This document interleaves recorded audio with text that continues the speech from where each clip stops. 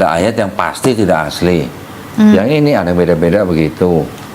Kira-kira itu kitab suci atau bukan? Nah, kalau kita mau selamat sampai di akhirat, yang mana yang harus kita ikutin? Kitab yang ada kontradiksi sama ayat tidak aslinya, atau kitab yang terbukti gitu, sama sains, sama ajarannya.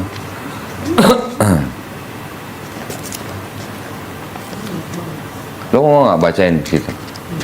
Baca doang, nggak usah pakai bismillah. Baca ini pakai bismillah. Mau nggak bacain? Mana sini kok? Lucu nih, ini bagus nih. Iya, bagus. Lo dengerin aja ya. Baca-bacain ya. Tapi lo harus baca ya. Iya, baca beneran kok. Masa bacanya sih lagu? Enggak cuma baca doang. Angel dengerin aja. Tuh yang warna kuning nih. Dan lak-lak. Baca yang bener dong. Gak mau bacanya. Ngeri. Disensor ya? Gue minta tolong banget deh. Emang mau ditayangin? Dan lak-lak dan kuntul sejenisnya. Dan meragai dan keluang. Sekarang yang ini warna kuning juga. Cuman baca doang. Itu kita apa? Sama Elai juga. Ini lebih jelas.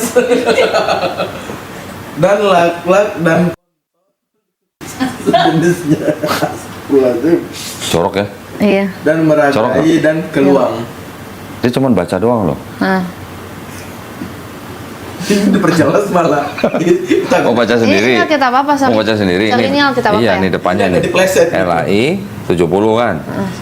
Oh, tahun-tahunnya tuh kuning, beda-beda ya? Beda. Tahun-tahun sebelum beda ya? Ini tahun 58. Ini kuntul. Ah. Nah, ini. Coba kalau yang itu apa? Kalau yang ini? Astagfirullahaladzim. Nah, kalau yang ini? Dan lakla dan kon. Gue mah kagak mau lagi nyebutnya makan Batman. Ini juga LAI. Ini tahun berapa ya? Yang itu tahun 58. Nih. Sampai sini. Bahkan yang lebih lama lebih jelas kata-katanya. Yang diperbarui malah dipleset. Tuh. LAI kan? Tahun 58. Ini tahun 70. Ini kok lebih kayak kuntul gitu. Ya memang ada burung kuntul. Memang ada kayak burung bangau cuma lebih kecil gitu. Namanya burung kuntul. Gak mau ikut. Oke. Ya ini sih Itu cuma lagi bahas apa itu kuntul itu? Ampun jadi. burung-burung yang nggak boleh dimakan. Oh. Cuma gitu doang. Nah ini sih bukan kesalahan apa ya? Bukan kesalahan wahyu. Ini hanya gejala bahasa. Gitu loh. Bahasa. Oke, terus Ya nggak apa-apa. Tapi yang inti sebenarnya ini. ya. Bagaimana Angel mau menyandarkan keselamatannya berdasarkan kitab yang ada ayat tidak asli, berdasarkan ayat yang ada kontradiksi, berdasarkan ayat yang ada kesalahan ilmiah gitu. Gitu aja sih. Dan juga ajarannya bertolak belakang. Perjanjian lama dan perjanjian baru itu konsep ketuhanannya bertolak belakang. Gue bisa buktiin. Ya, nih. Buka sendiri. Bilangan 23 ayat 19. Ya, Bilangan enggak. Tadi nyari bilangan ke belakang-belakang, berarti enggak biasa buka Bible. kejadian Quran Imamat bilangan. Iya. Nah, Itu bilangan cuman berapa? 23 ayat 19. Bilangan 23 Jangan cuma mau. 23 ayat 19. Yul, lapar Yul. Sono berapa? Allah bukanlah manusia sehingga ia berdusta. Allah bukanlah manusia sehingga ia berdusta. Bukan anak manusia sehingga ia menyesal. Apa? Masakan ia berfirman dan Yang Tidak depan tadi apa? Allah bukanlah manusia. Allah bukanlah manusia. ya, bukan manusia dan anak manusia ya. Ya. Coba baca Al-Ikhlas ayat ketiga. Lam yalid walam yulad. Artinya apa? Allah tidak diperanakan, tidak Tahu ya. memperanakan. Gak tahu ya. Ya. Benar kan? Di Quran juga bilang begitu. Allah tidak diperanakan dan tidak memperanakan. Artinya Allah juga bukan manusia, juga bukan anak manusia gitu. Itu bilang begitu juga. Allah bukan manusia, Allah bukan anak manusia. Oke, sekarang buka lagi Keluaran 9 Ini 1, 2, 3, 4, 5, 6, Keluaran berapa? 9, 14. Nasi goreng ya? Hah? Pas tuh. Nasi goreng. Gue biasa ya, nggak pakai sayur, nggak pakai telur. 9 ayat 14. Sebab sekali ini aku akan melepaskan segala Hah? tulahku terhadap Nasi goreng? engkau sendiri, Nasi gorengnya terhadap gimana? pegawai-pegawaimu dan terhadap rakyatmu, dengan maksud supaya engkau mengetahui bahwa tidak ada yang seperti aku di seluruh bumi. Tidak ada yang apa? Seperti aku di seluruh bumi. Di Quran surat Al-Ikhlas tadi ayat 3, ayat 4-nya bilang apa? Walam yakullahu kufuwan Kufuwan ahad. ahad. Tidak ada yang serupa dengan atau menyerupai aku di seluruh bumi. Ya. Keluaran, buka lagi. 1, 2, 3, berapa? 6 ya? 6 berapa? Cukup kali ya? Keluaran Keluaran Saya kakinya kegantung. 33, 20. Aku masuk kamera. Keluaran 33 20. ayat 20 ya. Lagi firman-Nya, engkau tidak tahan memandang wajahku, sebab tidak ada orang yang memandang aku dapat hidup. Tidak ada orang yang memandang aku dapat hidup. Iya. Sekarang buka lagi 1 Raja-Raja 8 ayat 27. Jadian keluaran imamat bilang. Gini kok, lebih ketat. Jadi dia pengen mualaf, emang dia pengen mualaf, mau nikah. Tapi kalau dia mau masuk Islam, orang tuanya nentang nggak? Bapaknya Papa sih. Bapaknya doang. Tapi dengan papanya gimana nantinya kira-kira kalau masuk Islam? Ya, dia pengennya di keluarga bapaknya dia seolah-olah Ada Abel. Kristen kok. Gimana? Dia kalau Nggak salah Buddha. pas lagi datang nih ke keluarga bapaknya, omanya, dia Ini Yul, bawa lagi Yul, takut kurang Yul. orang taunya dia Kristen. Jadi kalau sebenarnya dia Islam, tapi dia tuh karena takut aja dikucilin atau gimana sama keluarga bapaknya. Iya, tapi maksudnya kan nggak sampai yang kenapa-napa kan kalau Enggak. sampai tahu masuk Islam kan. Oke. Raja-raja. Tadi apa? 1 Raja-Raja 8 27. Ayat 8. Pasal 8. Pasal 8. Ayat 27. Oh, sorry, pasal 8 ya.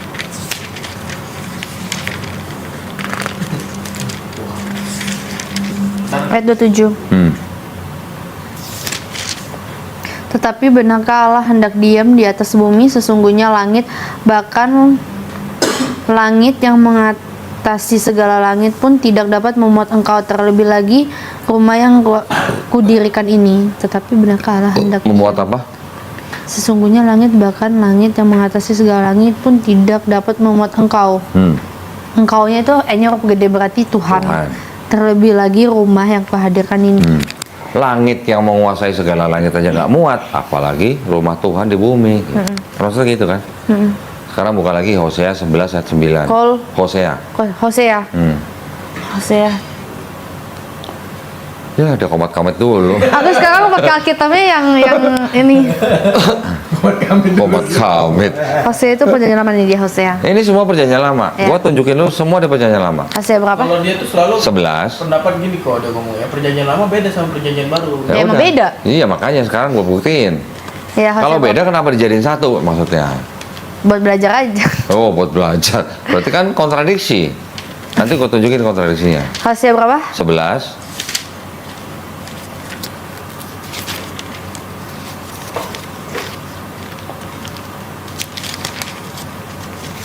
Ayat. 9. Aku tidak akan melaksanakan murkaku yang bernyala-nyala. Itu tidak akan membinasakan Efraim kembali. Sebab aku ini Allah dan bukan manusia, yang kudus di tengah-tengahmu, dan aku tidak datang untuk Bukan manusia ya. menghanguskan. Bukan manusia ya. Ya. Buka lagi Ayub.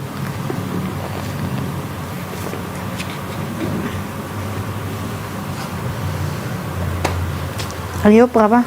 9.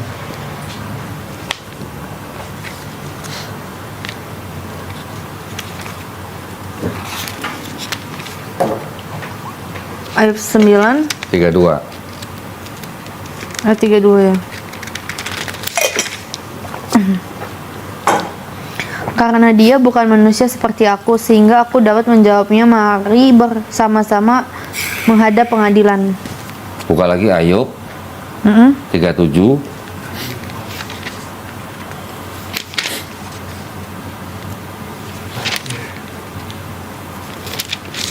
37. ayat 16. Tahukah engkau tentang melayangnya awan-awan, tentang keajaiban-keajaiban dari Yang Maha Tahu? Siapa yang Maha Tahu? Tuhan. Tuhan. Berarti Tuhan bukan manusia, Tuhan bukan anak manusia. Tuhan tidak ada yang serupa dengan Tuhan di seluruh bumi. Tuhan tidak dapat muat di dalam langit yang menguasai segala langit. Ya, terus lagi apa tadi? Tuhan bukan manusia lagi. Tuhan Maha Tahu, ya kan? Sekarang buka Maliaki 3 ayat 6.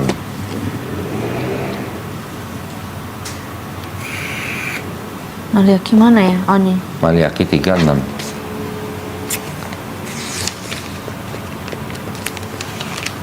Zakaria. Maliaki. Nah, itu tuh yang udah ada Nah, itu. ini. Nah, itu. Bahwasanya aku Tuhan tidak berubah dan kamu Bani Yakub tidak akan lenyap. Oh, jadi Tuhan bukan manusia, Tuhan bukan anak manusia, Tuhan tidak dapat muat di dalam segala langit, tidak ada yang dapat memandang aku, tidak ada yang serupa dengan Tuhan, Tuhan tidak berubah, Tuhan Maha Tahu. Oke, itu adalah sifat-sifat Tuhan nih ya. Iya. Bagaimana ceritanya? Tiba-tiba Tuhan bisa jadi Yesus. Nah, kontradiksi nggak menurut Angel? Gitu aja. Sedangkan Yesus sendiri nggak pernah ngaku Tuhan.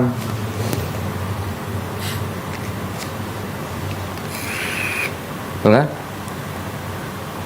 Iya. Yesus ngakunya nabi nggak? Pernah baca? Matius 13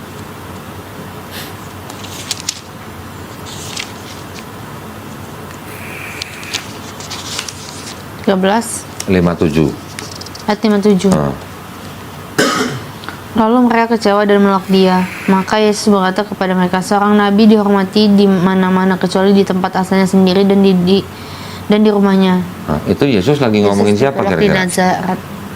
Baca dari perikopnya. Yesus ditolak di Nazaret. Hmm.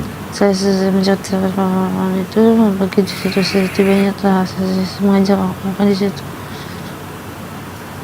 Dari manakah perolehnya hikmat yang kuasa yang mengadakanmu di masjid itu? Bukanlah ia anak tukang kayu? Bukankah ibunya bernama Maria dan saudara-saudara Yakobus, Yusuf, Simon dan Yudas?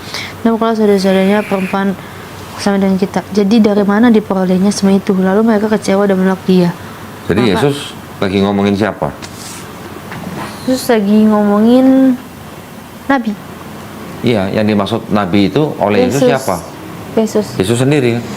Berarti Yesus kan sebenarnya mengisyaratkan bahwa dia juga seorang nabi sebenarnya kan? Betul nggak? Orang lain nyebut Yesus nabi bukan? Yohanes 4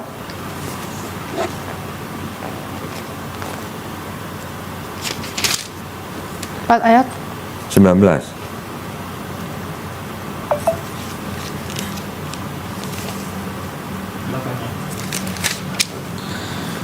Kata perempuan itu kepadanya, Tuhannya sekarang kata perempuan itu kepadanya, Tuhan nyata sekarang kepadaku bahwa engkau seorang nabi. Nah, orang Kata lain nyebut perempuan itu Yesus juga kepadanya, Tuhan nabi kan? nyata sekarang kepadaku bahwa engkau. Sekarang, tadi kelewat di Matius juga ada lagi tuh. Matius 21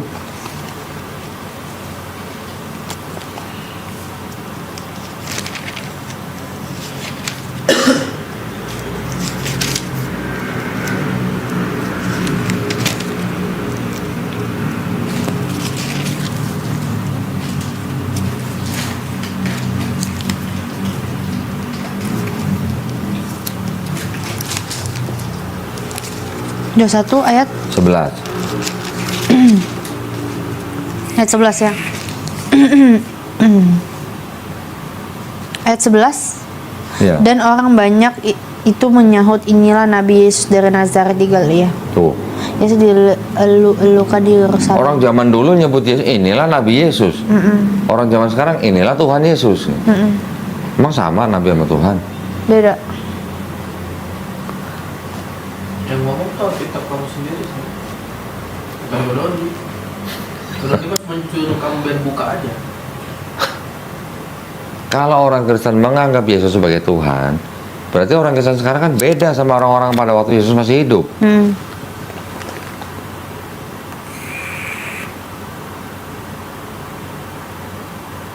Yang mengangkat Yesus sebagai Tuhan itu kan Paulus. Kalau lu nggak mengaku dengan mulut lu Yesus itu adalah Tuhan dan Juru Selamat yang sudah mati di atas kayu salib menebus dosa kalian nggak akan selamat. Kalau Yesus ngajarinya, kalau lu nggak tobat dan menjadi seperti anak kecil, lu nggak akan masuk surga. Kan beda. Sekarang buka lagi Yesaya. Yesaya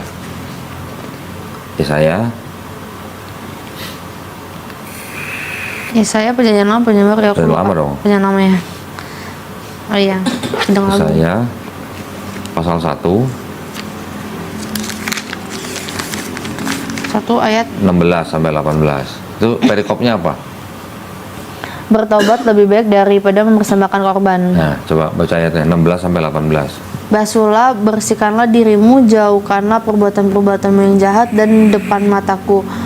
Berhentilah berbuat jahat, belajarlah berbuat baik, usahakanlah keadilan, kendalikanlah orang kejam, belalah hak anak yatim, perjuangan perkara janda-janda, marilah baiklah kita berkara.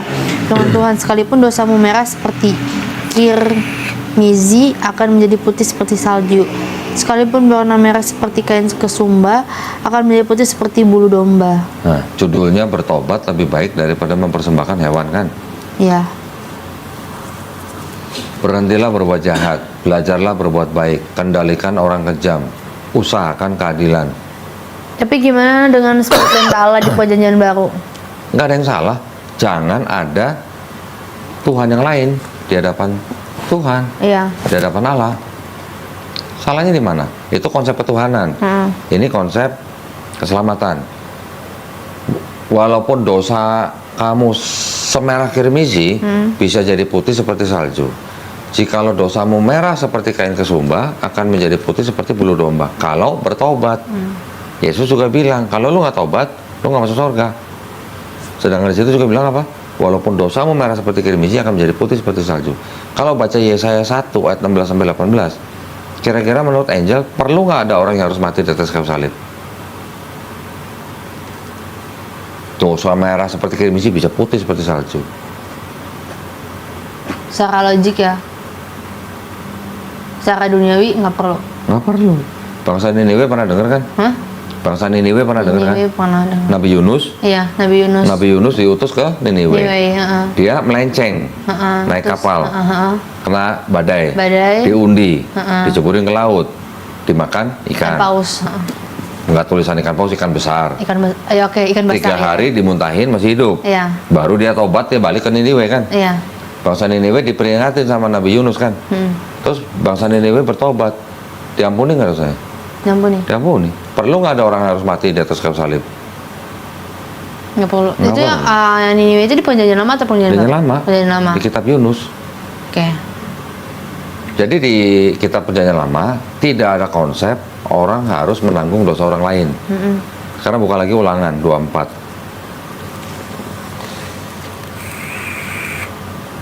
Ini kok, aku potong.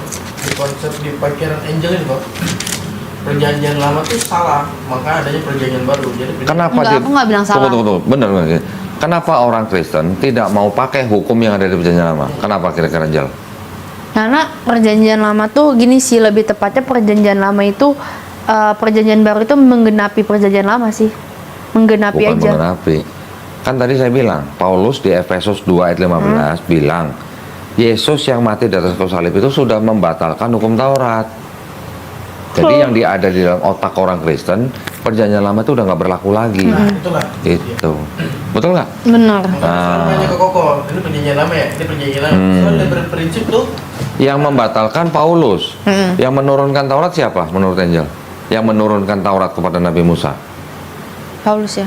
Terus, Sorry, Tuhan. nah iya, Tuhan yang menurunkan Taurat. Iya. Ini Paulus siapa kok berani-beraninya bilang Yesus membatalkan gitu loh. Iya. Maksud saya gitu. Ulangan 24 24 ayat 16. tentang perceraian. Belum udah perceraian aja. Bukan. Bukan ya, sorry. Tentang melindungi sesama manusia. Coba baca ayat 16. Ayat 16. Janganlah ayah dihukum mati karena anaknya. Janganlah juga anak dihukum mati karena ayahnya. Setiap orang harus dihukum mati karena dosanya sendiri. Nah, Angel, kalau bapaknya ngerampok bank, mau nggak Angel yang di penjara? Enggak. Enggak, di situ juga bilang seorang ayah tidak menanggung kesalahan anaknya, seorang anak tidak menanggung kesalahan ayahnya. Gimana ceritanya seorang Yesus yang tidak berdosa harus mati menanggung dosa Angel? Ketetapan lagi, muter lagi ntar, ya kan? Buka lagi Yeskiel. Yeskiel, nama dia aku. Hah? Nama adiknya Hizki. Yeskiel Regan. Yeskiel pasal 18 ayat 20. 20. Orang yang berbuat dosa itu yang harus mati. Anak tidak akan turut menanggung kesalahan ayahnya, dan ayah tidak akan turut menanggung kesalahan anaknya. Orang benar akan menerima berkat kebenaran, dan kefasikan orang fasik akan bertanggung atasnya. Sama kan tadi sama Ulangan 24:16. Yang berdosa itu yang mati. Tapi kalau yang berdosa bertobat, dosanya seperti kirmisi bisa jadi putih seperti salju. Sama seperti omongan Yesus. Yesus bilang, aku datang bukan untuk membatalkan hukum Taurat, tapi untuk menggenapi. Menggenapi dengan apa? Dengan wahyu yang diterima dari Bapa, Injil gitu. Injil ada tambahan, kasihilah segala macam gitu ya. Terus Yesus bilang, kalau lu nggak bertobat, lu nggak masuk surga. Sama dengan perjanjian lama. Berarti intinya tuh nggak seharusnya ada pengorbanan Yesus di kayu salib gitu ya? Iya. Makanya tadi gua tanya di awal, kalau baca kisahnya, kelihatannya Yesus rela nggak mau disalib? Nggak mau. Nyuruh murid beli pedang, ngumpet tiket semani. Negosiasi. Ketika di pengadilan, Yesus kan ditanya. Yesus banyak jawab, banyak kebantah. Apa itu tanda-tanda orang rela disalib? Kalau dia banyak kebantah tuduhannya.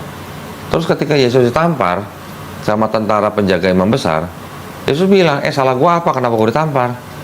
Kalau gua salah tolong tunjukin. Kalau gua nggak salah kenapa ditampar? Yesus ngajarin muridnya apa? Kalau ditampar pipi kanan kasih pipi kiri. Lah kok Yesus sendiri protes? Gimana? Ada ayatnya. Yesus ngajarin muridnya tampar pipi kanan kasih pipi kiri. Tapi ketika Yesus tampar sama tentara penjaga imam besar, dia protes. Kenapa gue ditampar? Kenapa dia nggak kasih pipi kiri? Gitu. Kan bertolak belakang. Berarti dalam satu Bible itu ada kebenaran tapi juga ada kebatilan gitu, campur gitu. Kontradiksi ada, ayat tidak asli ada, ayat yang istilahnya konsepnya bertolak belakang juga ada. Jadi ayat itu malah perang sendiri gitu. Dan belum lagi nanti ada Paulus dengan Yesus ajarannya beda. Tapi kalau dibandingin dengan Quran, ajarannya Nabi Muhammad SAW ada yang beda nggak sama Yesus? Nggak ada. Nggak ada yang beda. Coba sekarang boleh tanya soal Islam apa? Gua nanti bisa buktiin paralel sama Bible. Pertanyaan kamu nih, menurut kamu tuh Islam tuh salah, Islam tuh kenapa ini? Kamu tanya dulu. Coba salahnya di mana Islam? Kayak kenapa nikah 4 kali, kenapa ini? Ya nggak apa-apa, sampein aja. Nggak apa-apa, benar. Iya. Kenapa Islam boleh? Laki-laki Nabi ya? Muhammad tuh nikah sampai 4 kali. Kenapa? Kata siapa? Gitu. Enggak, lebih malah. Nabi lebih dari 4 Lebih istrinya. dari 4 ya. Nggak, maksud aku Jadi kalau misalnya Islam itu kan kalau misalnya ya berpikir dari Kristen dan Islam itu kan durasi dari 600 tahun. iya itu lumayan lama loh. Kenapa baru ada? Baru adanya itu ya yang tahu itu Allah SWT. Waktunya. Iya. Betul, kan? Ya. Sama juga ketika saya tanya, kenapa Tuhan harus turun menebus dosa manusia pada abad pertama Masehi? Kenapa nggak pada zaman Musa? Kira-kira kenapa? Karena Sama juga begitu.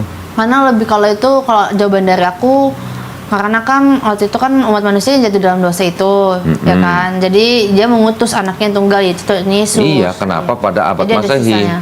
Kenapa nggak pada zaman Nabi Musa? Kenapa nggak pada zaman Nabi Ibrahim gitu? Apakah Tuhan tidak kasihnya tidak sama besar dengan umatnya Nabi Musa? Coba pertanyaan Ya, kamu tuh sama. kalau itu timeline, itu namanya timeline. Dari zaman Yesus sampai zaman Nabi Muhammad SAW jarak 600 tahun. Kenapa kok Quran diturunkan pada zaman itu? Ya pada zaman itu timelinenya yang tahu cuma Allah SWT. Nabi Muhammad SAW sudah dipersiapkan gitu untuk lahir pada Terus tahun itu. kenapa kalau misalnya Nabi Muhammad itu kan kalau diagung-agungkan ya di agama Muslim, agama Islam. Sorry, bukan agama Islam. Hmm. Kenapa bukan Nabi Muhammad yang ketika hari kiamat dia turun ke dunia? Kenapa harus Isa Al-Masih? Karena Isa Al-Masih yang difitnah jadi Tuhan sama orang Kristen. Difitnah. Iya, lah kan? Dia bukan Tuhan, tapi kan dianggap Tuhan sama orang Kristen. Iya. Makanya di dalam Islam kita mengenal hadis Nabi Isa alaihissalam itu nanti akan turun lagi untuk apa? Membunuh Dajjal. Dajjal itu adalah Al-Masih yang palsu. Nanti akan mematahkan salib dan membunuh babi. Kalau membunuh Dajjal ini arti literal, tapi kalau mematahkan salib dan membunuh babi ini arti kiasan. Yang hubungannya sama salib dan babi apa? Siapa? Kristen. Kristen. Nah udah itu jawabannya. Untuk membantah fitnahan Kristen terhadap Apakah ada di Al-Quran itu sendiri? hadis. Di hadis. Ada di hadis. Nah, bedanya sama Bible, Bible ini kan satu buku begini, ini yang menjadi sumber hukum Kristen. Di luar ini diterima nggak sama gereja? Enggak. Enggak. Buku-buku apokrifa kan banyak, Enggak, ya. ya kan? Nggak diterima. Enggak ada terima. Tapi kalau di Islam, sumber hukum itu ada 4. Yang pertama Quran, yang kedua hadis, tapi yang sahih. Sahih tahu ya? Otentik maksudnya. Keasliannya. Asli gitu, nggak kayak itu tadi pas itu tidak asli gitu nggak diterima sama orang Islam. Yang ketiga kesepakatan para ulama, ijma ulama. Yang keempat kias itu hukum analogi perbandingan gitu.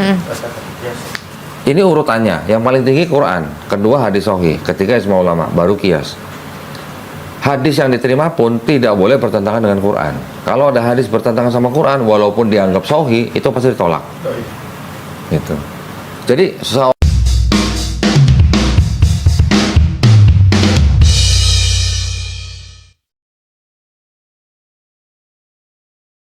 seolah-olah Quran itu adalah undang-undang, petunjuk pelaksananya ada di hadis. Undang-undang kan nanti ada petunjuk pelaksanaan biasanya, peraturan pemerintah kah, peraturan gubernur kah, itu biasanya petunjuk pelaksanaan untuk menuju ke undang-undang itu. Gitu. Jadi Quran itu undang-undangnya, hadis itu adalah petunjuk pelaksanaannya. Di Quran disebutkan, lu sholat sehari 5 kali ya, gitu. Caranya gimana? Ikutin Nabi. Di Quran di Quran juga disebutin, taatilah Allah, taatilah Rasul. Untuk taatilah Allah adalah untuk iman, taatilah Rasul untuk teknisnya gitu. Sholat subuh berapa rakaat, sholat zuhur berapa rakaat, sholat asar dan seterusnya. Kalau zakat bagaimana, kalau puasa bagaimana, yang ngajarin Nabi. Jadi Nabi jadi teladan gitu buat umat Islam.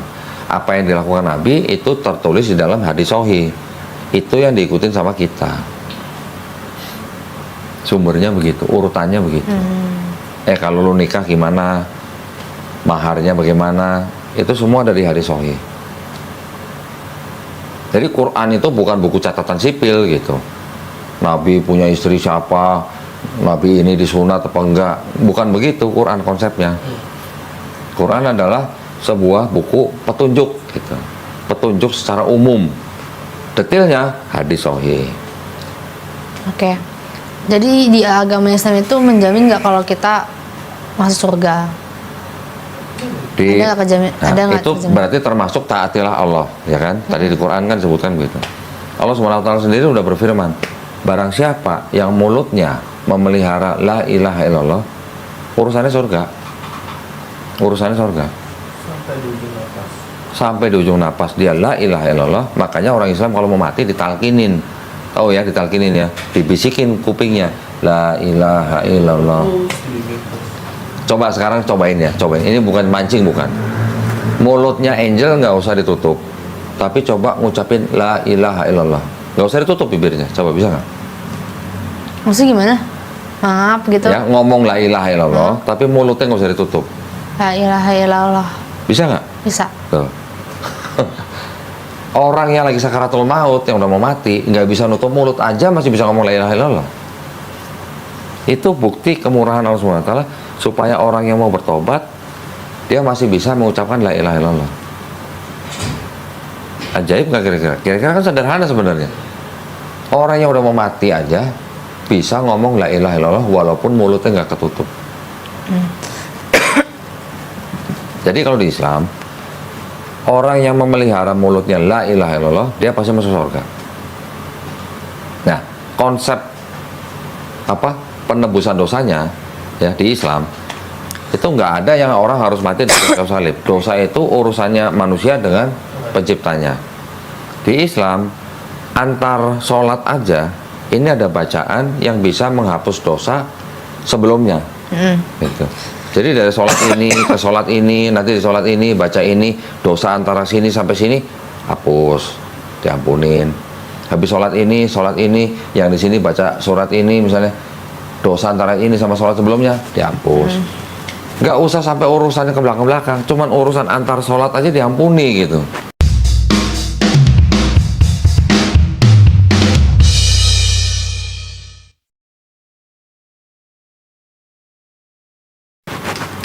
Jadi orang yang menjaga sholatnya, menjaga amal baiknya, gak usah mesti minta ampun yang jauh-jauh ke belakang. Antar sholat aja diampunin gitu. Itu malah lebih, apa namanya, jadi kita terjamin di antara dua sholat gitu. Ya. Konsepnya begitu. Dan konsepnya di Islam gini, setiap manusia yang lahir, setiap manusia itu sebenarnya fitrah. Fitrah itu artinya apa? Bukan suci ya, bisa sih suci tapi kurang tepat. Fitrah itu artinya sifat asalnya. Sifat asalnya manusia itu sebenarnya muslim. Ingat ya, tadi muslim artinya apa? Orang yang berserah diri kepada penciptanya. Angel dulu lahir jadi bayi bisa apa? Kan nggak bisa apa-apa. Berserah diri kepada penciptanya. Penciptanya melahirkan Angel ke dunia ini untuk menjadi manusia kan dari bayi. Besar karena dititipkan orang tuanya. Tapi ketika Angel lahir di keluarga yang bukan Islam, nanti yang menjadikan Angel orang Kristen kan orang tuanya. Betul kan? Orang itu menjadi Yahudi, Nasrani atau Majusi karena orang tuanya. Tetapi nanti ketika orang itu mengenal Islam, menerima Islam, sampai dia memeluk Islam, dia sebenarnya bukan pindah agama, tapi dia kembali ke fitrahnya. Setiap manusia fitrahnya muslim. Gitu. Sifat dasarnya muslim. Muslim adalah orang yang berserah diri kepada penciptanya. Gitu. Konsepnya. Jadi bukan berarti kalau misalnya ada orang Islam berbuat dosa, ya pasti neraka. Tar dulu, dia menghina, dia menjaga la ilaha illallah di mulutnya enggak, dan dia bertobat enggak gitu. Walaupun dia nggak bertobat, tapi mulutnya tetap la ilaha illallah, pada akhirnya dia akan masuk surga. Kalau dia nggak bertobat, dia mungkin dicelup-celup dulu di neraka gitu lah. Kalau dia nggak bertobat, tapi kalau dia bertobat, insya Allah diampunin. Gitu. Apalagi dia menjaga sholatnya dengan amalan tertentu yang bisa menghapuskan dosa, cuman antar sholat gitu. Oke. Kenapa orang Islam itu di kuburan itu didoain? Karena kalau di Kristen itu kan ketika dia udah meninggalkan visi misinya itu udah selesai di dunia. Berarti udah terlambat dong. Harusnya selama masih dia bernafas itu kita doain dia supaya dia hidup benar. Terus ketika mati ya udah tinggal penentuan dia masuk surga atau neraka. Nah di Islam itu kan orang Kristen berziarah itu cuma berziarah, gak didoain. Bahkan acara pemakaman aja tuh penghiburan, bukan berdoa atau kayak gimana. Nah, kenapa di Muslim itu harus didoain? Orang Islam ketika berziarah, dia berdoanya bukan kepada si mayit. Iya. Dia berdoanya kepada Tuhan. Nah, ketika orang sudah meninggal, itu kan sudah terputus amalannya. Iya, betul. Sudah terputus amalannya. Tapi ada satu amalan, kecuali nih ya maksudnya orang yang sudah meninggal amalnya sudah terputus, kecuali apa? Doa anak yang soleh. Doa anak yang soleh ini bisa istilahnya apa ya, membuat si ahli kubur ini nyaman di sana, diampunin dosanya gitu loh. Doa dari manusia yang masih hidup nih. Tapi kalau orang tuanya misalnya bukan Islam, si manusia yang muslim ini yang ziarah kepada orang tuanya yang sudah meninggal dan orang tua bukan Islam, si anak ini nggak boleh doain walaupun dia berdoa kepada Allah SWT. Nggak boleh doain. Karena orang tuanya bukan Islam. Jadi konsepnya orang Islam berdoa di kubur, itu bukan berdoa kepada ahli kuburnya, tapi berdoanya kepada Allah SWT. Untuk mengampuni dosanya si mayit, untuk melapangkan kuburnya gitu. Dan nggak ada salahnya. Salahnya di mana? Salahnya kalau menurut kita agak aneh aja, karena kan nyawanya udah Betul. diambil Tuhan. Betul. Ibaratnya ya udah nih gue ambil gitu kan. Kenapa rohnya udah diambil, terus kenapa masih doain? Harusnya selama dia masih hidup di dunia. Makanya kan kalau di Kristen itu tuh apa namanya, ada ayatnya tuh perjalananku sudah selesai Ya. gitu kan. Apa ya? Di Kristen ada nggak kata syafaat? Syafaat, doa syafaat ada. Pernah dengar? Pernah ada. Apa bedanya doa syafaat sama kita berdoa kepada Tuhan untuk keluarga kita yang Syafaat sudah itu meninggal? lebih kayak doa rame-rame. Iya. Heeh. Tapi artinya syafaat apa tau nggak? Nggak tahu. Sama juga, bisa masuk ke dalam konteks mendoakan orang yang sudah meninggal, tapi kita berdoanya kepada Tuhan, bukan kepada yang meninggal. Iya, Itu namanya syafaat. emang betul. Emang doanya tuh kepada Allah buat Iya. ini kan orang yang udah meninggal ini. Iya. Sama, kurang lebih sama. Itu namanya syafaat. Jadi kalau orang mati itu dia meninggalkan dosa jariah sama amal jariahnya yang Mm-mm. Di Islam tuh yang kalau dibilang amal jariah, tuh contohnya begini. Misalnya saya bangun masjid. Selama masjid ini dipakai sama orang Islam lain untuk beribadah, saya dapat pahala. Tabungan saya pahalanya nambah terus itu. Di Islam konsepnya begitu. Nah, yang istilahnya mendoakan untuk saya yang sudah membangun masjid itu, boleh nggak? Ya boleh. Supaya saya bertambah-tambah lagi kenikmatan, kenyamanan di sana. Nggak ada salahnya.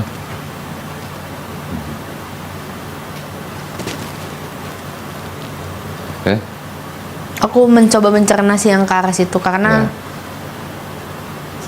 Kalau ada yang kira-kira nggak masuk, kasih tahu apa? Coba nanti.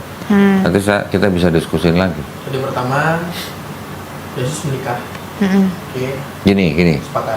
Gini, sorry sebentar, saya potong ya. Kalau di Bible itu tidak tertulis Yesus menikah, kita nggak perlu ngomong Yesus menikah, nggak usah. Kalau tadi saya mengatakan bahwa tradisi Yahudi itu seorang rabi harus menikah, itu hanya tradisi, jadi hanya indikasi.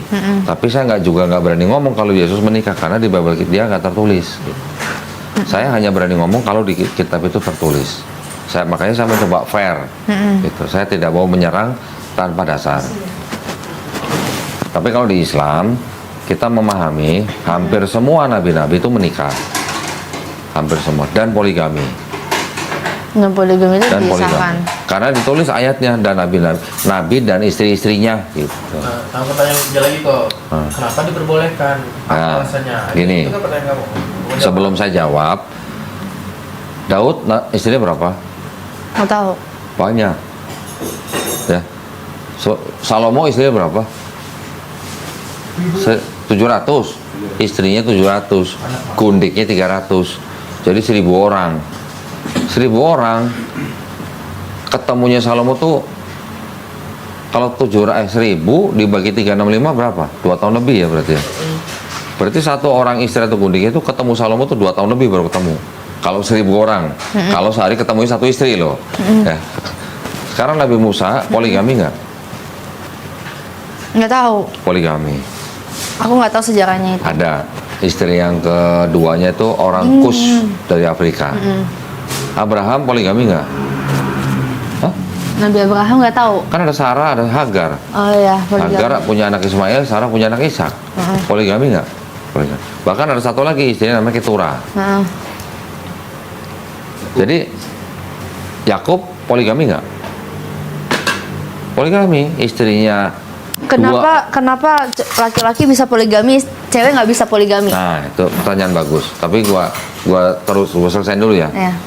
Bahwa yang namanya poligami itu sebenarnya bukan murni ajaran Islam, bukan murni ajaran Islam. Islam datang bukan untuk mengajarkan poligami, tapi untuk membatasi poligami. Sebelum Quran diturunkan, orang bisa menikahi wanita berapapun yang mereka mau. Ya kan tadi kayak Salomo bisa 1000, Nabi Daud bisa berapa puluh. Yang lain tuh nggak ada batasannya gitu. Tapi ketika Quran diturunkan, dibatasi cuma 4. Ya. Dan itu pun syaratnya berat. Gitu. Kalau lu nggak bisa adil, nikahilah satu saja. Di Bible ada nggak kata-kata nikahilah satu saja? Nggak ada. Di seluruh kitab suci, di seluruh dunia, nggak ada yang bilang nikahilah satu saja kecuali Quran. Jadi jangan salah, poligami di Islam itu, Islam turun untuk mengatur poligami, bukan untuk menginisiat poligami. Poligami sudah ada dari ribuan tahun sebelum Quran diturunkan. Oke. Terus tadi apa tadi? Iya, Kenapa perempuan tidak nggak bisa boleh? poligami? Oke, sekarang gini. Makasih. Sekarang gini. Ketika ada laki-laki punya istri 4, satu istri ini suaminya kan 1. Ketika punya anak, anak si istri ini jelas nggak bapaknya siapa? Jelas, walaupun suami 1 istri 4, dia punya anak, bapaknya jelas nggak siapa? Jelas dong, cuma 1 suaminya kan? Apa? Ya lakinya, ayahnya cuma 1. Jadi kalau ini punya anak 2, jelas bapaknya si ini. Yang ini punya anak berapa? Jelas bapaknya ini. Semuanya juga begitu. Tapi ketika satu wanita, suaminya 4, ketika punya anak siapa? Bapaknya yang mana? Jelas nggak? Itu alasannya. Tapi nggak adil dong jadinya. Bukan nggak adil. Nah, kalau bilang mau masalah adil nggak adil, justru akan, ya itu akan menimbulkan masalah. Kalau lo punya suami 2 aja, anak lo yang lahir tuh anak yang dari suami yang mana? Bisa tahu nggak? Dari apa, dari bini? Ya, itu satu. Kedua, satu suami dengan 4 istri, ini kalau orang ini hidupnya istilahnya benar dan bersih, walaupun istrinya 4, ini semuanya akan sehat secara fisik. Tapi kalau wanitanya yang 1, lakinya yang 4, walaupun mereka bersih, kemungkinan ada penyakit. Ini, silakan cek nanti di riset-riset kesehatan. Pasti begitu jatuhnya. Iya. Oh iya, anyway aku mau minta izin dong ke toilet. Sama, aku juga mau ke toilet. Sama, ini juga mau ke toilet. Silakan. Ini toilet, sebelah sana juga toilet. Mic-nya dibuka dulu. Iya, mic-nya dibuka dulu, Oh, ntar iya. kedengeran. Maaf. Makan dulu. Iya, Bang. Bang, makan. Sebenarnya nggak boleh. Kalau kamu, Kan kalau- kalau kamu kan ke pendeta pengaduan dosa. Itu Katolik kali. Kalau Kristen Protestan kita pengakuan dosa. Karena Ya pengakuan dosa ngomong kan. iya, kasih Kalau kita tuh enggak. Nah, kalau Protestan nggak ada pengakuan dosa ke pendeta tuh nggak ada. enggak, bukan ke pendeta, itu kan Katolik. Katolik ya. Katolik juga bukan ke pendeta sih, lebih ke mana gitu ya. Ya ada romonya. Ada Ya, romonya. romo. Kalau misalnya kita pengakuan dosa sama pembina sih, dan pembina itu udah berjanji sama Tuhan, jadi kalau dia bocorin, nah dosa dia tanggung. Nah kalau ke kita tuh ke siapapun dulu nggak boleh. Kalau kita boleh, karena di firman Tuhan tuh bilang kalau kita mengaku dosa, maka kita akan dipulihkan. Kayak anggap aja dokter itu kan kita harus nanya dulu, kita sakit apa, nggak bakal bisa tahu dong, kita keluh kesahnya apa segala macam, nggak bakal bisa disembunyiin kalau kita nggak kasih tahu. Kita mengaku dosa dan kita didoain, kan 2-3 orang berkumpul atas namaku, di tengah-tengah situ ada aku. Nah, ketika kita mengaku dosa, kita doain sama pembina. Ketika kita doain, bertobatlah, jangan berbuat lagi. Benar gak begitu? Begitu. Nanti kalau insya Allah ya, Iya. kalau Angel masuk Islam, yang dipelajarin tuh Islamnya, jangan Muslimnya. Ya, kalau kita belajar Islam dari Muslim, dah pasti nggak masuk. Islamnya sempurna, Muslimnya nggak sempurna. Sama hanya kamu nanya Makanya rokok haram nggak? Makanya coba dulu pelajaran agama Buddha, agama Hindu. Enggak, serius. Supaya kalian tuh nggak cuman berpaku sama satu agama. Oke, udah belajar belum? Aku belajar agama Buddha udah 50%, agama Hindu udah, Katolik udah. Katolik karena aku pernah sekolah Katolik kan. Jadi pernah tahu. Agama Islam apalagi, kayak mayoritas teman-teman aku Muslim. Nah terus yang dipelajarin dari Buddha apa? Yang aku pelajarin dari Buddha itu menurut aku nggak make sense sih. Kan kita kan sebenarnya berhala ya. Terus kedua itu kan Sang Buddha. Sang Buddha itu Tuhannya tuh ada masanya. Ada berapa ratus masanya gitu. Terus dewanya tuh banyak banget. Jadi ada dewa ini, dewa itu, dewa itu, sekarang pusing.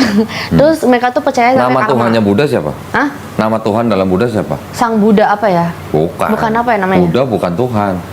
Buddha tuh gelar daripada Siddhartha Gautama. Tapi Tuhannya ada lagi namanya Siapa? Nirwana. Nirwana ya.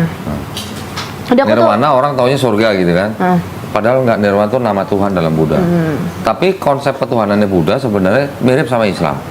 Tuhan itu tidak diperanakan, tidak memperanakan, tidak diciptakan, tidak menjelma, tidak bersyarat. Itu Buddha. Sebenarnya konsep Tuhannya benar, bagus.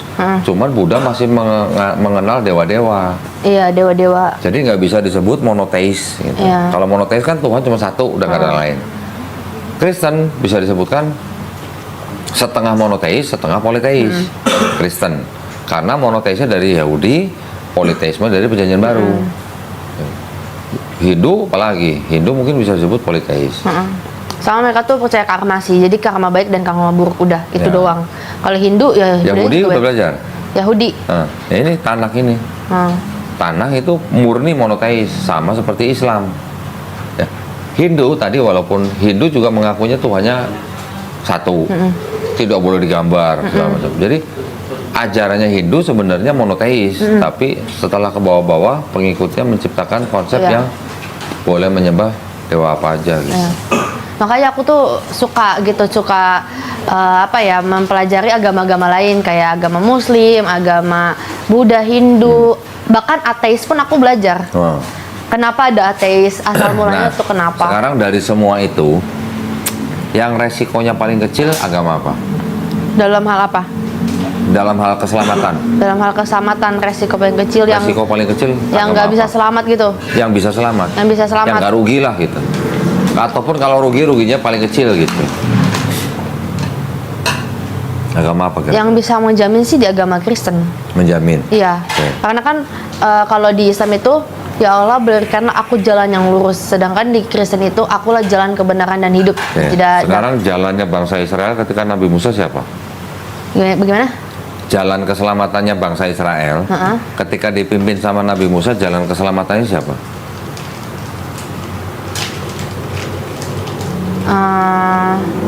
Nggak tahu. Oh nggak tahu. Lah kan pemimpin bangsa Israel pada waktu itu kan Nabi Musa, iya. yang mengajarkan supaya bangsa Israel selamat. Ya keluar dari tanah Mesir itu ya. Enggak, yang mengajarkan kalau bangsa Israel mau selamat masuk surga, yang mengajarkan siapa? Bahasa Israel mengajarkan Dengan Tauratnya. Nabi Musa. Nabi Musa. Berarti Nabi Musa jalan kebenaran buat bangsa Israel pada saat itu nggak? Enggak. Kok enggak? Lah kalau nggak ada Nabi Musa mengajarkan Taurat, bangsa Israel selamat nggak? Nabi Musa itu diutus Tuhan. Sama, Yesus juga diutus Tuhan. Aku diutus hanya untuk domba-domba bangsa Israel.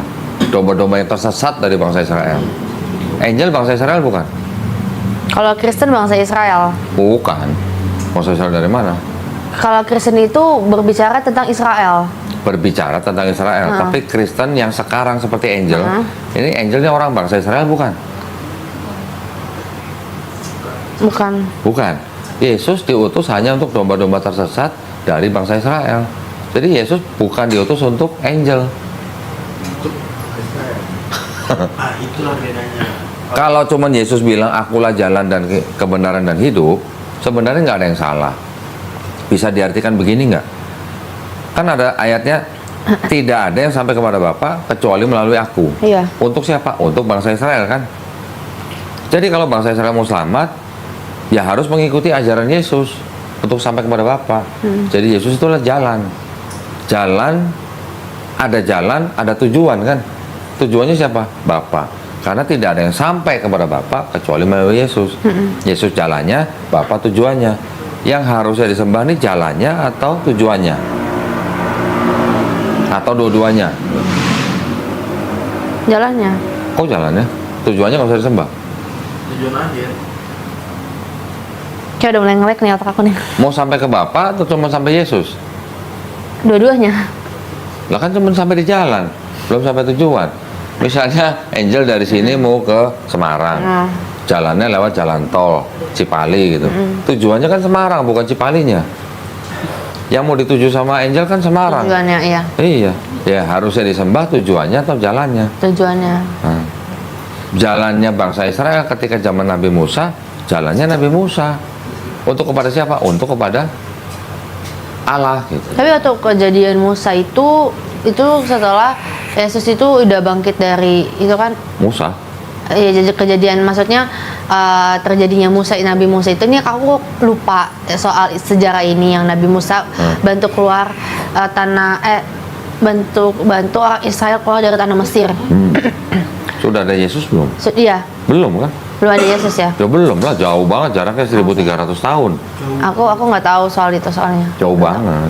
Bangsa Israel, Nabi Musa hidup kira-kira abad 15, abad 14. Yesus baru abad pertama Masehi. Jaraknya 1300-1400 tahun. Nah, jalan bangsa Israel ketika 1500 tahun lah sebelum Yesus, apakah nggak ada yang selamat? Kan pasti ada yang selamat kan dengan ajaran apa? Taurat. Taurat mengajarkan sampai 613 mitzvah gitu, untuk bisa selamat sampai kepada Tuhan. Itu jalannya itu. Jadi ungkapan jalan sih sebenarnya nggak ada yang salah. Kita mau naik Gunung Merapi, waktu itu ada Mbah Marijan ya. Kalau nggak lewat Mbah Marijan sampai nggak Gunung Merapi? Nggak sampai. Ya, Mbah Marijan itulah penunjuk jalan untuk sampai ke puncak Gunung Merapi. Yesus juga bisa dianggap sebagai penunjuk jalan untuk sampai kepada Bapa. Salahnya di mana? Nggak salah. Tapi kenapa Kristen menyembah Yesus ya bukan Bapaknya? Gitu. Itu selalu aku sampein kok, dan dia putar-putarnya selalu ya namanya Tritunggal itu. Nah, itu namanya sudah doktrin. Nah sekarang gua tanya, Tuhannya Angel ada berapa?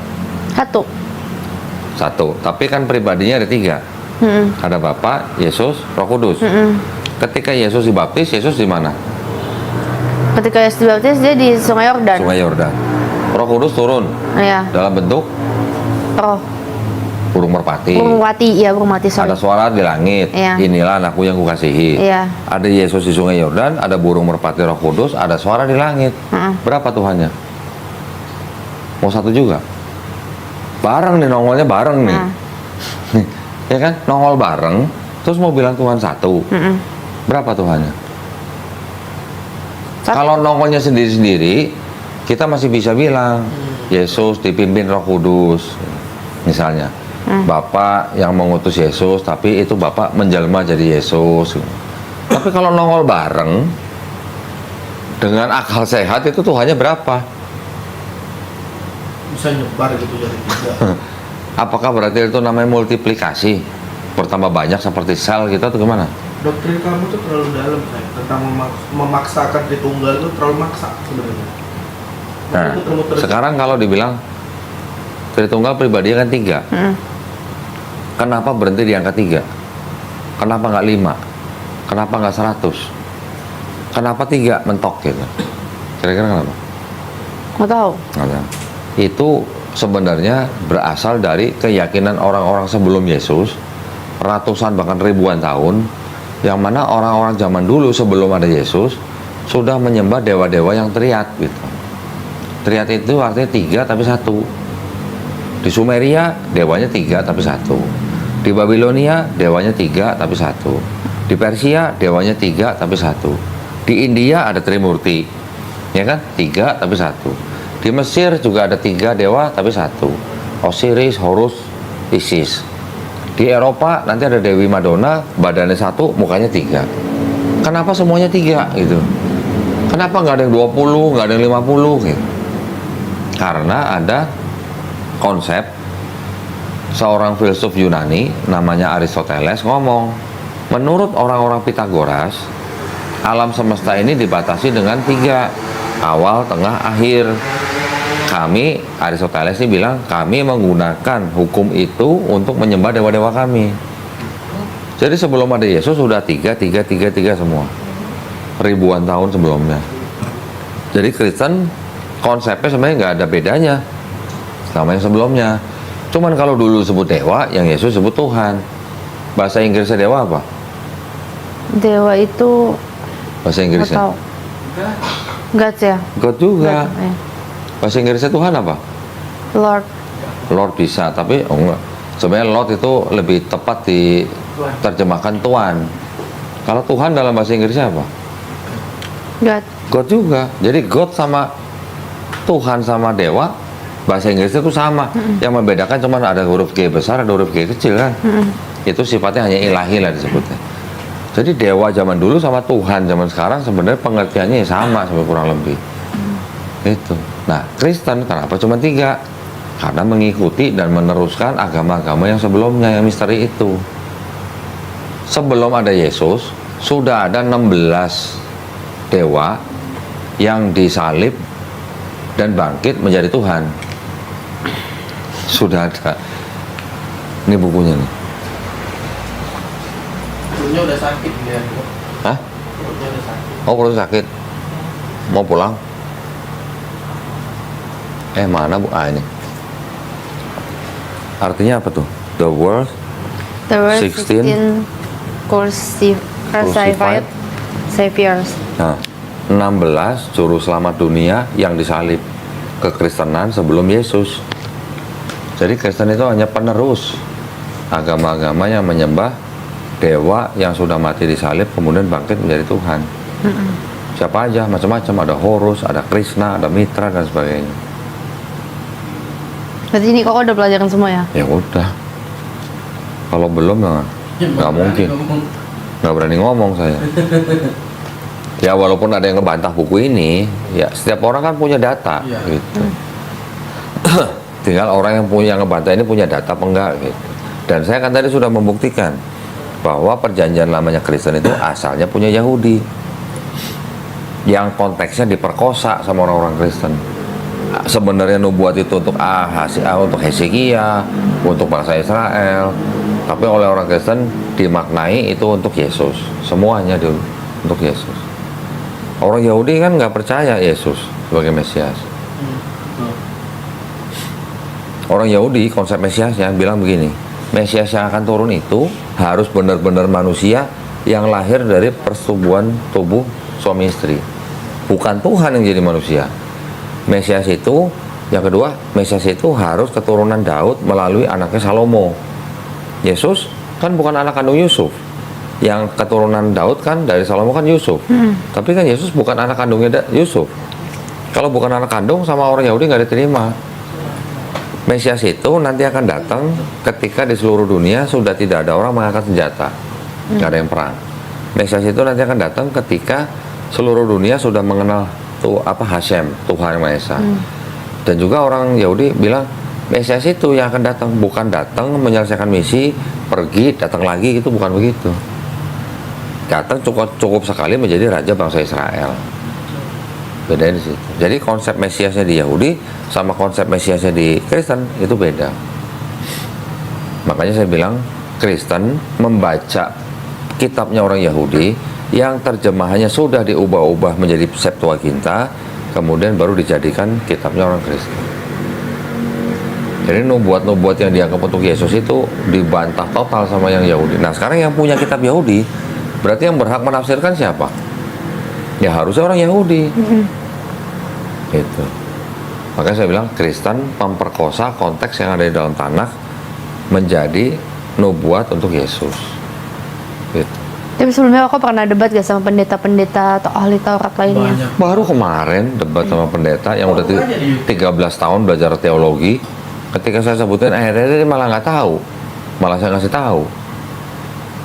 Pendeta 13 tahun belajar STT. Terus gimana? Apakah dia mualaf? Enggak, saya kalau debat sama pendeta saya tidak pernah pengen memualafkan siapa-siapa. Di Islam kita punya konsep hidayah. Itu yang punya cuma Allah SWT, bukan kita. Seorang pendeta bisa saya permalukan dari kitabnya sendiri. Tapi apakah dia langsung terima hidayah? Enggak, belum tentu. Pendeta hidupnya udah enak, ibaratnya begitu. Perpuluhan udah gede. Saya nggak menargetkan pendetanya untuk jadi muslim, enggak. Kalau dia masuk Islam, alhamdulillah. Enggak juga nggak apa-apa, yang penting kita sudah memberitahu. Yang nanti nonton debat, masuk Islam gara-gara nonton debat saya, banyak. Udah banyak. Datang ke sini bersahadat karena nonton video debat saya. Orang yang nonton dengan hati yang kosong, artinya hati yang terbuka, nggak pakai baju Kristen, nggak pakai baju Islam, orang yang nonton dengan kondisi pikiran seperti itu bisa menilai yang mana yang muter-muter, yang mana asumsi, yang mana yang pakai data. Saya kalau debat bawanya nggak sekoper segini, 3 koper saya bawa semua. Saya bisa tunjukin satu-satu. Saya bisa bantah semua yang dibilang nubuat buat Yesus dengan bahasa Ibraninya sekalipun gitu. Karena saya udah pelajarin. Kalau saya nggak pelajari, saya nggak berani ngomong. Sampai sekarang aja saya nggak berani ngomong di dalam kitab ini ada ayat palsu. Yang ngomong tadi Angel sendiri bukan gua. Tulisannya cuman pasti tidak asli. Gitu. Ya kalau pasti tidak asli, bagaimana kita mau menyandarkan keselamatan kita? Ini urusannya dunia akhirat loh. Ya, tapi sekarang tadi kenapa saya tanya, yang mana yang kira-kira yang ruginya paling kecil? Ya, maksudnya gini, kita di Islam, kita tidak menyembah Yesus sebagai Tuhan, ya kan? Tapi kita melakukan apa yang Yesus lakukan di dalam Bible. Kalau nanti kita mati, ternyata Yesus Tuhan, kita ruginya di mana?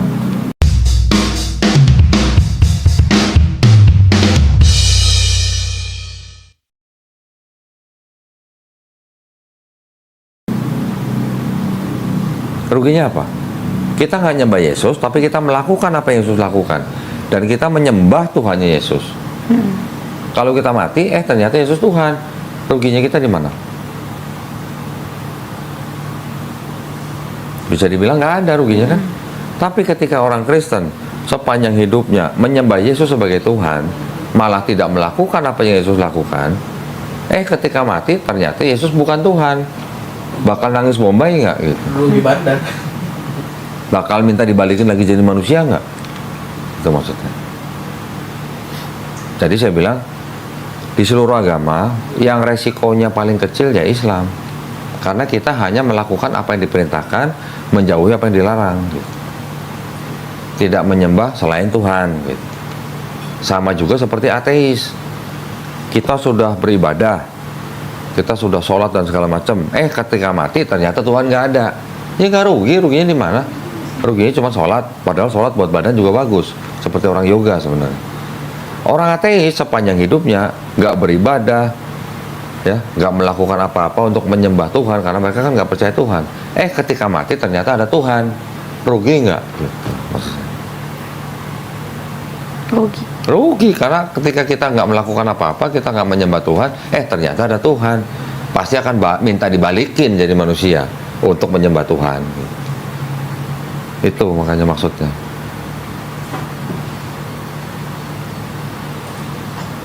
Nah, pertanyaan saya tadi saya balikin lagi. Angel sebenarnya ini mau ngikutin Yesus atau mau ngikutin Paulus?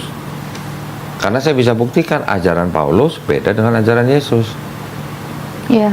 Kalau ajaran beda, kalau Yesus bilang nanti akan ada nabi palsu, nah saya tanya, nabi palsu tuh ajarannya harusnya sama nggak dengan Yesus?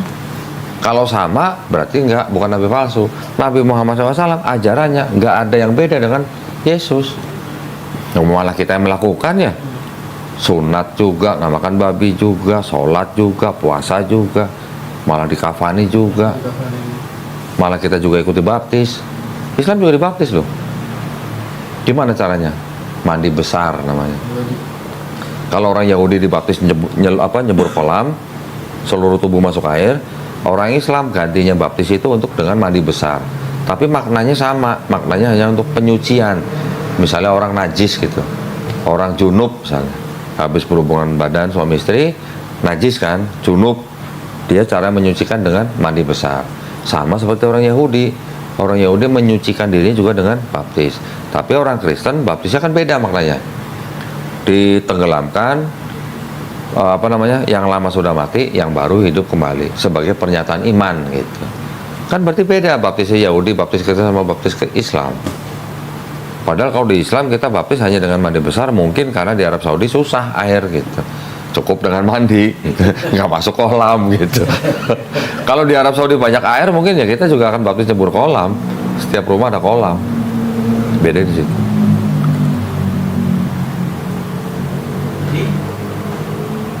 Udah cukup paham lah. Paham ya? Iya. Jadi keimanan kamu maunya gimana? Mau bersyahadat kan? Nanti ya, kalau misalnya memang sudah mengimani Islam, jangan takut, aduh nanti kalau gue Islam gimana dong, nanti gue belajar gimana, nggak usah mikirin begitu. Atau mikir, aduh nanti kalau gue masuk Islam, nanti gue berantem sama bokap pun. Yang belum tentu terjadi, nggak usah dipikirin dulu. Ya. Yang penting, ini kan masalah hidup dan mati nih, masalah surga dan neraka nih. Orang oke, ya udahlah ntar aja deh gue berimannya ntar aja. Siapa yang bisa menjamin Angel besok masih hidup? Yang bisa menjamin Angel besok masih hidup siapa? Lu bisa jamin? Nggak berani. Kita semua nggak ada bisa jamin. Kita semua nggak ada yang tahu besok kita masih hidup apa enggak.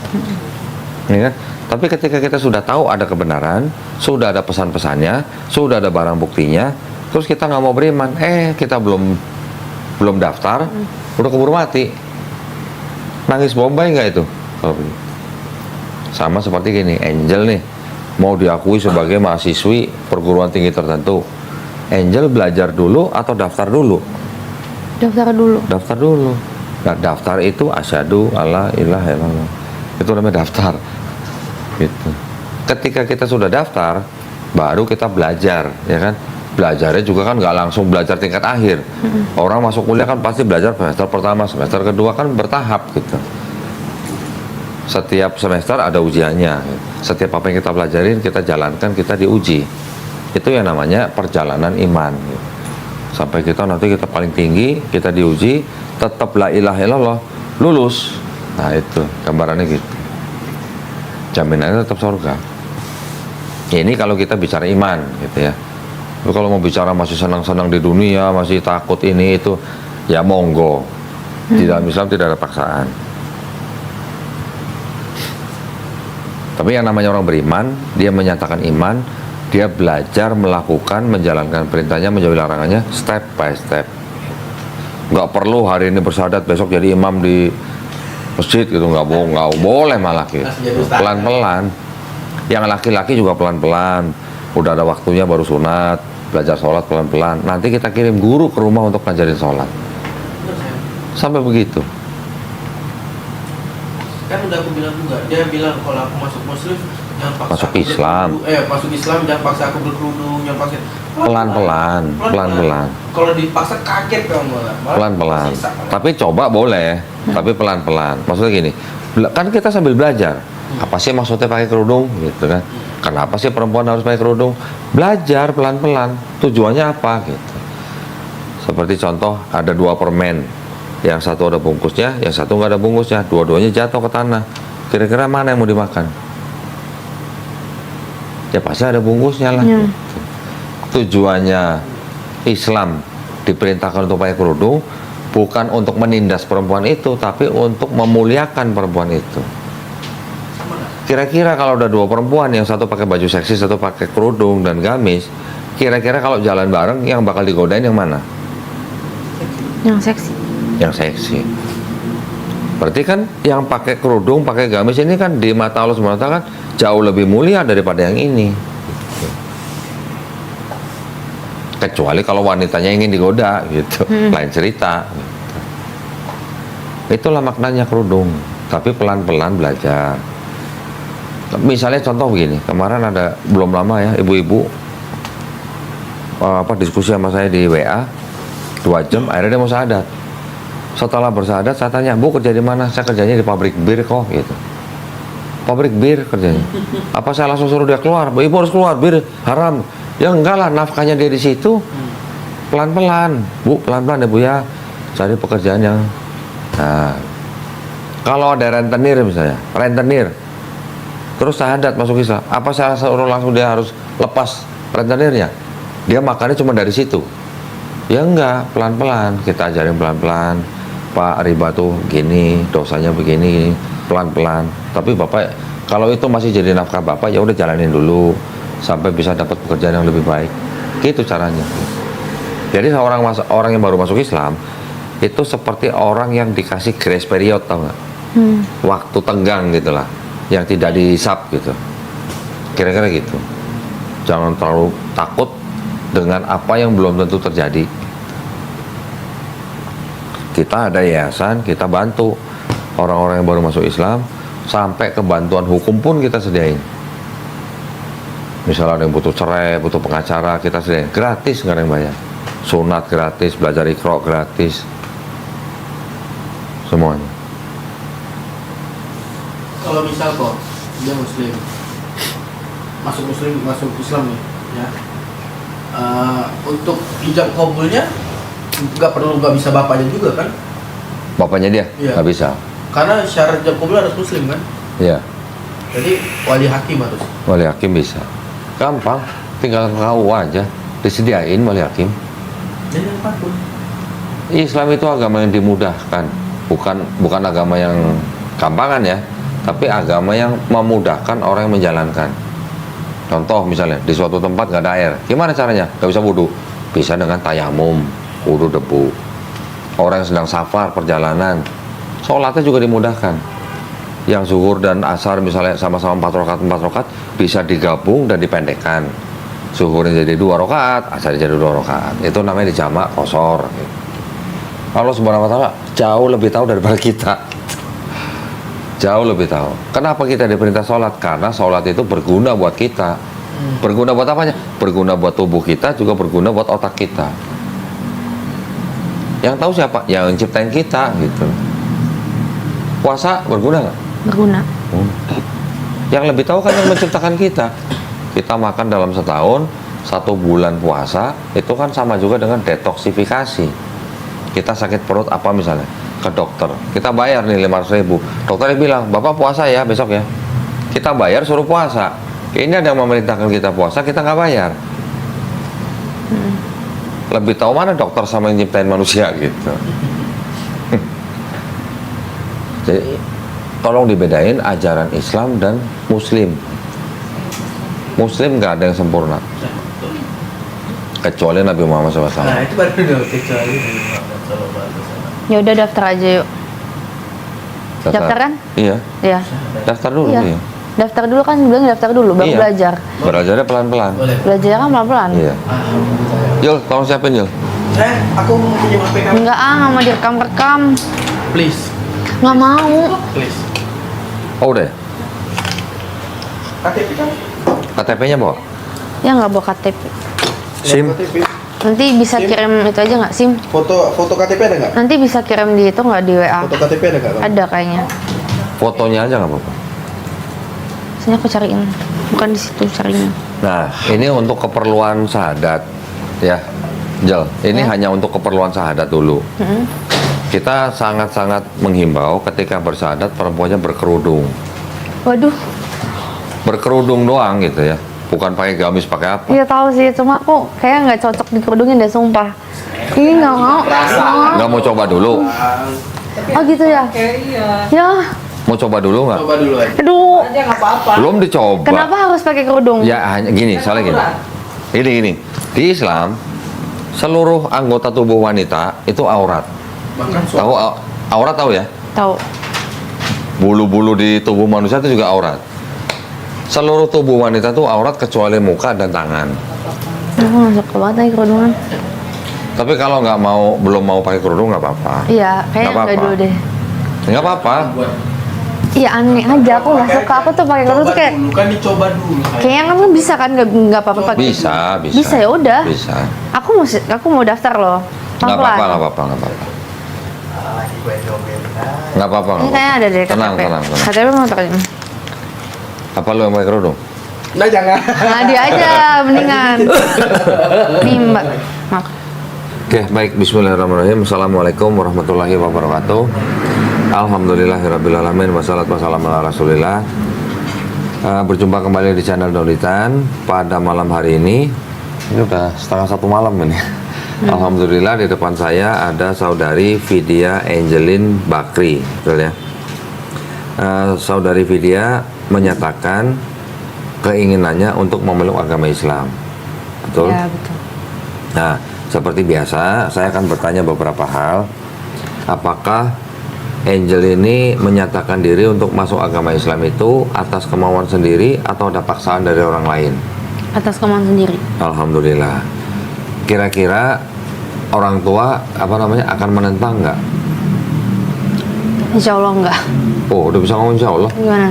Nggak apa-apa. Maksud saya bertanya begini. Kalaupun sampai nanti orang tua menentang, Angel boleh membantah, tapi harus dengan cara yang paling baik. Ya, nanti Angel setelah bersyahadat juga harus bisa membuktikan kepada orang tua bahwa Angel setelah masuk Islam itu jadi lebih baik dari sebelumnya. Itu yang penting. Oke. Yang ketiga, di dalam Islam itu kan ada syariat. Yaitu pertama bersyahadat seperti yang akan kita lakukan, nanti ada sholat, ada zakat, ada puasa, ada haji jika mampu hajinya. Ya. Apakah Angel berjanji untuk berusaha melakukan syarat-syarat ini semuanya dengan baik? Iya. Alhamdulillah, baik. Jadi kalau gitu tidak ada yang bisa menghalangi Angel untuk mengucapkan 2 kalimat syahadat, ya. Sudah pernah mendengar 2 kalimat syahadat? Pernah. Pernah ya. Oke, kalau begitu tolong ikuti 2 kalimat Arab. Nanti kita lanjutkan dalam terjemahan bahasa Indonesia. Oke, Angel tangan kanannya begini. Sini adalah bukti tauhid. Tauhid itu artinya mengesahkan Tuhan, ya, tidak menyekutukan.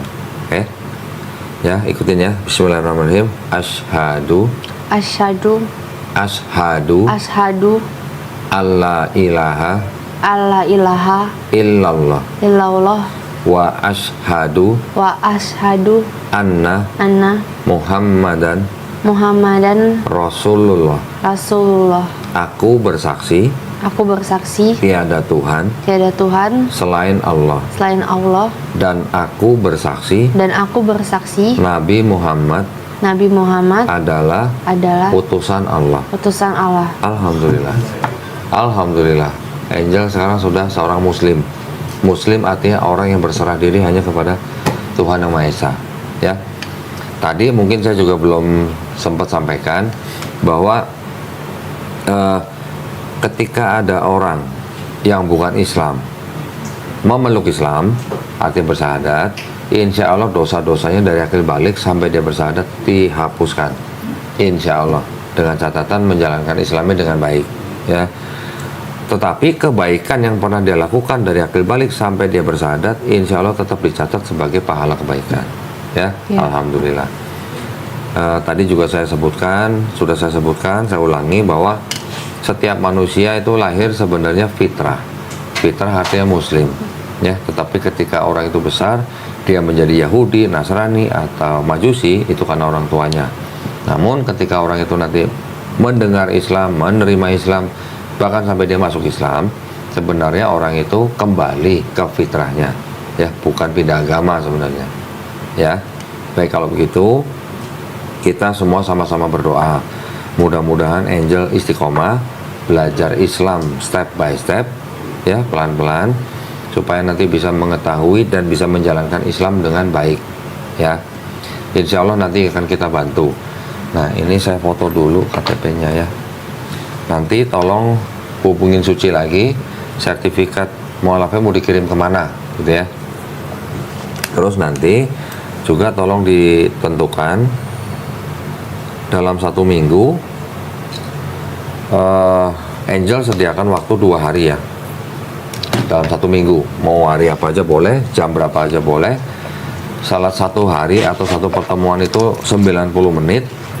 Nanti kita akan kirim guru privat ke rumah untuk ngajarin Angel, ya, mulai dari belajar wudhu, belajar sholat, sampai belajar baca Quran. Ya, nanti ada gurunya, semuanya gratis, nggak ada perlu bayar. Oke, sebentar, ada yang mau saya berikan. Ini ada paket, ya.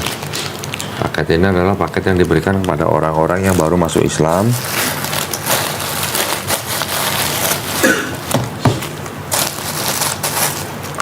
Ini ada buku tuntunan sholat. Nanti sambil menunggu jadwal untuk belajar, ini dibaca.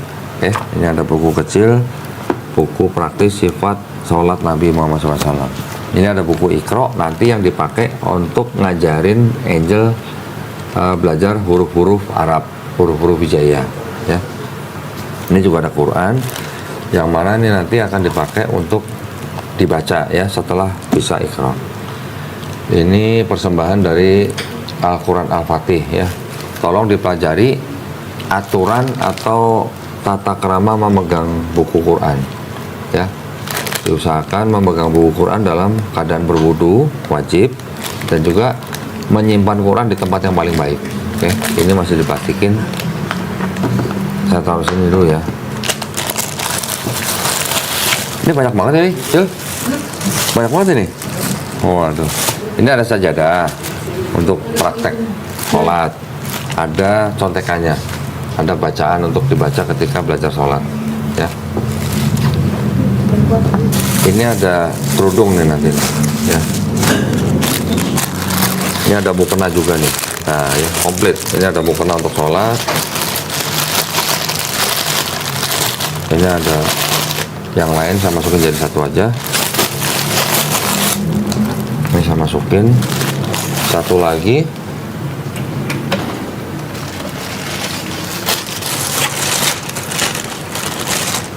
Ini ada sejumlah uang. Ini namanya uang zakat. Ya, ini jangan dilihat jumlahnya. Ini hanya bentuk kepedulian kita kepada orang-orang yang baru masuk Islam. Karena memang orang baru masuk Islam itu disebut mu'alaf itu adalah salah satu dari 8 kelompok orang yang berhak menerima uang zakat. Ya, tolong diterima aja dengan baik. Saya masuk ke sini ya. Oke, kalau gitu tolong diterima. Nanti tolong komunikasi dengan admin kita untuk pembinaan selanjutnya ya.